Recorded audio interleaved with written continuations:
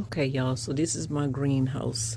I had to take the covering off because it blew over yesterday and the wind was blowing really, really hard. So I decided to get rebar so that I could stake it down real good. Then I'll put the cover back on. But right now I know that it's supposed to be, the winds are supposed to be high today or tonight. So that's how we're going to leave it. But yeah, I think I'm going to leave my greenhouse right there too. So I cleaned it up a little, but hey, did what I could do, and it is what it is. I'm still learning.